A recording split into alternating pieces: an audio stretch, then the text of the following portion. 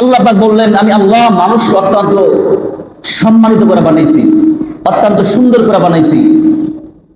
আল্লাহ পাক রব্বুল আলামিন পবিত্র কালামের মধ্যে বলতেছেন, ওয়ালাকাদ কাররামনা বানি আদম, আমি আল্লাহ বনি আদম সন্তান এই মানুষদেরকে আমি আল্লাহ সম্মানিত করে বানাইছি।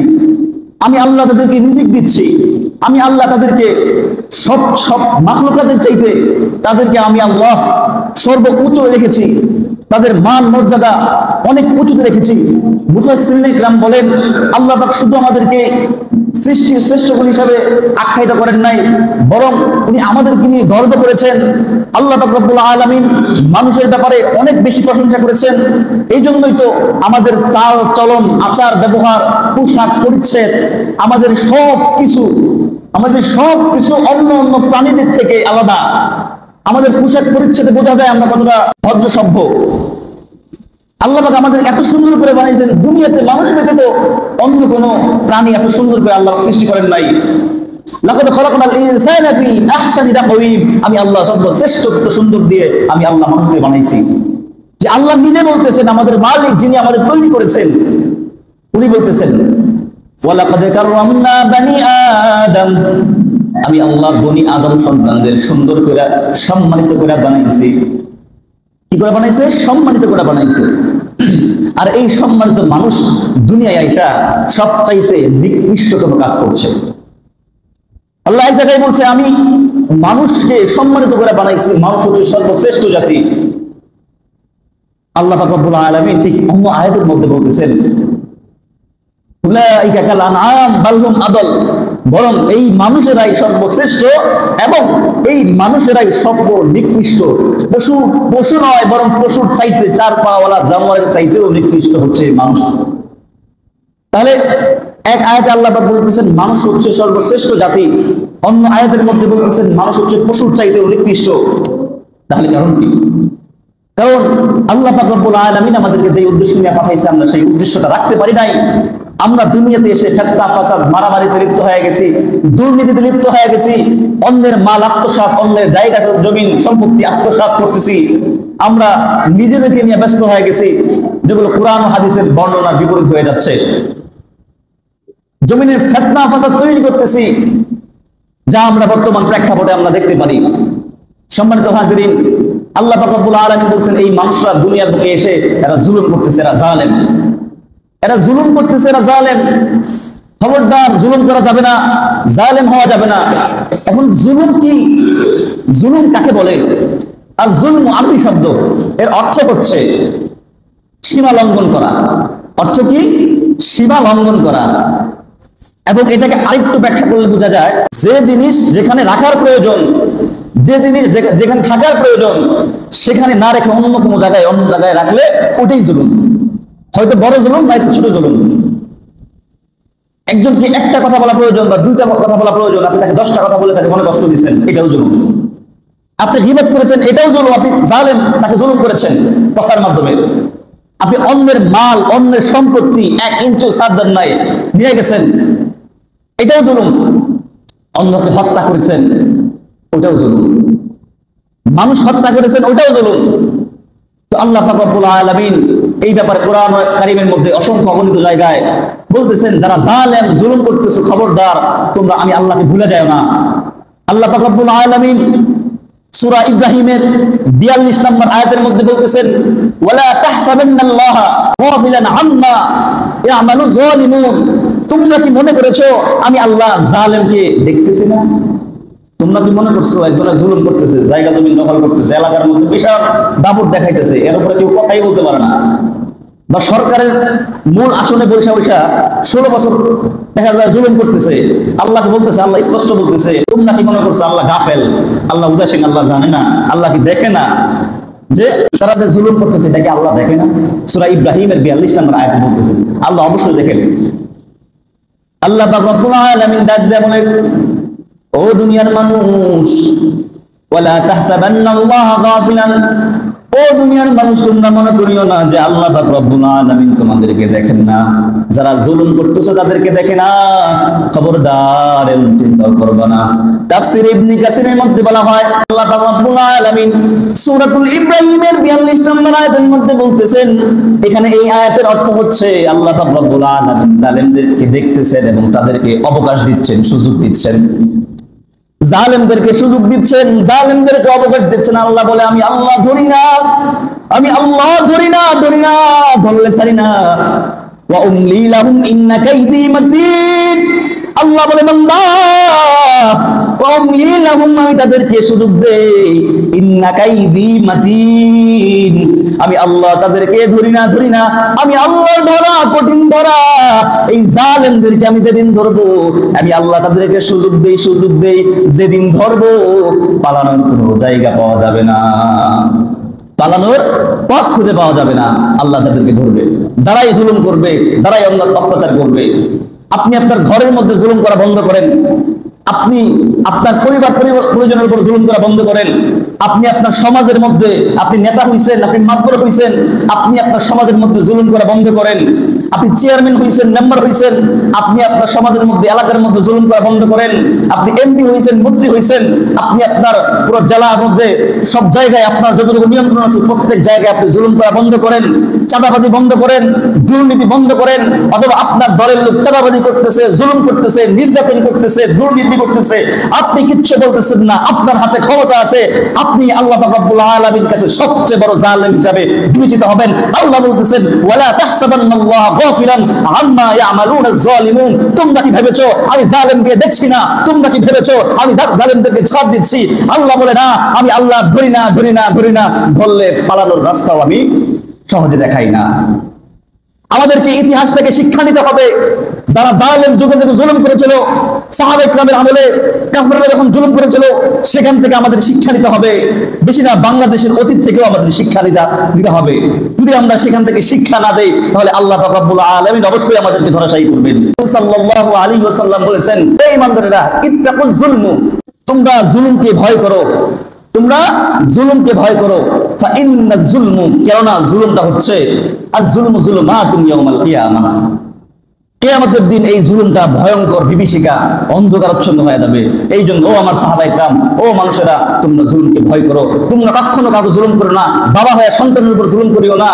দেখা যায় স্বামী হয়ে স্ত্রীর উপর জুলুম করিও না। তুমি সর্বক্ষেত্রে দোকানদার হয়ে কর্মচারীর উপর জুলুম করিও না। মালিক হয়ে শ্রমিকের উপর জুলুম করিও না। খবরদার, আমি আল্লাহ ধরি না, ধরলে ছাড়ি না। হযরত ওমর রাদিয়াল্লাহু তাআলা আনহু বলতেছেন, আমি যখন ক্ষমতায় আসলাম, ও আমার সাহাবারা শুনো, ও আমার সাথী সঙ্গীরা শুনো, আমি ওমর ক্ষমতায় আছি, অর্ধেক পৃথিবী শাসন করতেছি। আমি আমার ক্ষমতা থাকা অবস্থায় একটা প্রাণীও যদি, একটা কুকুরও যদি না খেয়ে মারা যায়, বিনা কারণে মারা যায়, আল্লাহর কাছে আমি ওমরের জবাবদাহি দিতে হবে। আল্লাহর কাছে কি করতে হবে? ওমরের বলেন, জবাবদাহি দিতে হবে। দেখেন ওদের চিন্তা ভাবনা আর আমাদের চিন্তা ভাবনা। ওরাও তো মুসলমান, আমরাও তো মুসলমান। ওরা যে কালিমা পড়ছে, আমরা ওই কালিমা পড়ছি। আল্লাহর নবীর সাহাবী ওমর বলেন, ও দুনিয়ার বাসী শুনিয়া রাখো, একটা কুকুর যদি আমি ক্ষমতায় থাকা অবস্থায়, আমার ক্ষমতা থাকা অবস্থায়, আমার সামর্থ্য থাকা অবস্থায় যদি একটা কুকুর যদি আমার রাজ্যে, আমার সমাজের মধ্যে মারা যায়, তাহলে আমি ওমর আল্লাহর কাছে ধরাশায়ী হয়ে যাব। মানে উনি ক্ষমতা পায়া, অর্ধেক পৃথিবীর বাদশা, পাওয়ার কি ক্ষমতা পায়া, চিন্তা করতেছেন মানুষ তো মরবে দূরের কথা, একটা কুত্তা যদি মরে যায় আল্লাহর কাছে কি জবাব দিব যদি সে বিনা কারণে না খেয়ে মারা যায়। আর ক্ষমতায় এখনো গেলাম না, নির্বাচন এখনো হইল না, ক্ষমতায় পাইলাম না, এখনই পাথর দিয়া মানুষ হত্যা করলাম। বুঝছেন, ওরা কালিমা পড়া মুসলমান আর আমরা কালিমা পড়া মুসলমান। মানে উনি অর্ধেক পৃথিবীর বাচ্চা হয়ে কুত্তা মরে যায়, সেই চিন্তা তার ঘুম হয় না, যে না খায় যদি একটা প্রাণী মারা যায় আমি কি জবাব দিব। আর এখনো ক্ষমতায় যাইলাম না, নির্বাচন হইল না, একটা পলাইছে, এখন আরেকটা বাকি আছে, চিন্তা ভাবনা করতেছে, এখনই পাথর দিয়ে হত্যা করতেছে, এখনই চাঁদাবাজি করতেছে, ক্ষমতার বল প্রয়োগ করতেছে। মূল জায়গা থেকে যারা দায়িত্বশীল আছে, তারা সমাজে, এই সমাজের যারা দায়িত্ব আছে, মুরব্বী যারা আছে, তারা সবসময় কঠোর থাকবেন যে আমাদের সমাজে কোনো সন্তান, কোনো ছেলে মেয়েরা যেন বাটপারি না করে, আমাদের এই মুন্সিনগর সমাজের মধ্যে যেন দুর্নীতি না করে, গাঞ্জা না খায়, মদ না খায়, ইয়াবা না খায়। আপনারা যারা দায়িত্বশীল আছেন, আপনাদেরকে আল্লাহ পাক রব্বুল আলামিন ভরসাই করবেন যদি আপনারা তদারকি না করেন। ঠিক এমনি ভাবে প্রত্যেকটা দলের মধ্যে যারা দায়িত্বশীল আছে, এই দায়িত্বশীল লোকেরা যদি তাদের ক্ষমতা থাকা সত্ত্বেও তাদের দলের কর্মীদেরকে যদি হেফাজত না করতে পারে, আল্লাহ পাক রব্বুল আলামিন বলছেন আমি আল্লাহ খুব দ্রুত তোমাদের জন্য জমিনে আযাব আর গজব দিয়ে ধ্বংস করে দেব। নাউজুবিল্লাহ। তাহলে আমাদের কি করতে হবে? জুলুম করা যাবে না। একটা প্রাণী হত্যা, প্রাণী মরে যাবে সেটাই সহ্য করতে পারছে না, আর আমরা মানুষকে হত্যা করে ফেলতেছি। কি অবস্থা! পাশবিকতার জয় জয়কার। আল্লাহ পাক রব্বুল আলামিন বলছেন, ও দুনিয়ার মানুষ শুনে রাখো, তোমরা খবরদার কোনো মানুষকে হত্যা করবে না, কোনো মুমিনকে হত্যা করবে না। যদি কোনো মুমিনকে হত্যা করো, আমি আল্লাহ তোমাদের বিরুদ্ধে অ্যাকশন নিতে এক চুল পরিমাণ দ্বিধাবোধ করবো না। যদি আসমানে অবস্থানরত লক্ষ কোটি ফেরেশতারা কোনো মুমিনকে হত্যা করার জন্য সাক্ষী দেয়, আসমানে অবস্থানরত সমস্ত জিন জাতিরা যদি কোনো মুমিনকে হত্যা করার জন্য অগ্রসর হয়, দুনিয়াতে সমস্ত মুমিন, সমস্ত মানুষরা যদি একজন মুমিনকে হত্যা করার জন্য উদ্যতপূর্ণ হয়, সমস্ত জিন পরি ফেরেশতারা মিলে যদি একজন মুমিনকে হত্যা করে, আমি আল্লাহ ওই একজন মুমিনের বিচার করতে গিয়া সমস্ত জিন পুরি ফেরেশতাদেরকে ধ্বংস করতেও জাহান্নামের মধ্যে ফেলতে দ্বিধাবোধ করবো না। আল্লাহ বলছেন মানুষের আত্মাটা, মানুষটা আমার কাছে অনেক দামি, মানুষের রক্তটা অনেক দামি। আল্লাহ বলছেন, ও দুনিয়ার মানুষ শুনে রাখো, তোমাদের যে তোমরা কাবা করে যে হজ করো, কাবা শরীফ তওয়াফ করো, মুসলমানদের হৃদয়ের স্পন্দন, এই কাবা শরীফ তোমাদের কাছে যত দামি, তার চাইতে বেশি দামি একজন মুসলমানের জীবন। একজন মুসলমানকে আল্লাহ কাবা শরীফের চাইতেও ভালোবাসেন, কাবার থেকেও সম্মানিত আমরা মুসলমানরা। তাহলে আমরা কিভাবে একজনকে হত্যা করি? হাদিসের মধ্যে স্পষ্ট ভাষায় বলা হয়েছে যে একজন মানুষ যদি বিনা কারণে একটা চড়ুই পাখিও যদি মারে, দুই বন্ধু রাস্তা দিয়ে হাইটে যাচ্ছে, তারা বলতেছে দেখ আমার হাত কত সই, বাড়াল দেওয়া, এই যে পাখি মারে যেগুলো দিয়া, যে এমনিতেই মারলো, কোনো কারণে না। এই পাখি কি আমাদের ময়দানে আল্লাহর দরবারে মামলা দায়ের করবে, আল্লাহ সে আমাকে বিনা ওজরে মারছে। তাহলে একটা প্রাণী যদি এভাবে বলতে পারে, তাহলে মানুষ হত্যা করলে তার পরিণাম কি হবে? তার পরিণাম কি হবে? আল্লাহ বলছেন শুধু তাই না, আল্লাহ পাক রব্বুল আলামিন কোরআন কারীমের মধ্যে স্পষ্ট ভাষায় বলছেন, সূরা মাইদার মধ্যে স্পষ্ট ভাষায় বলছেন, যারা মানুষ হত্যা করে তারা কোথায় যাবে? জাহান্নামে যাবে।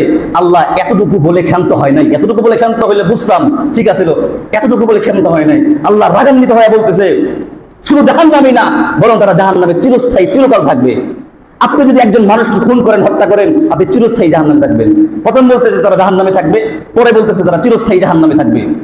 তারপরে এতটুকু বলে ক্ষান্ত না, তিনি আরো বলতেছেন আমি আল্লাহ তার উপর রাগান্বিত হয়ে গেছি।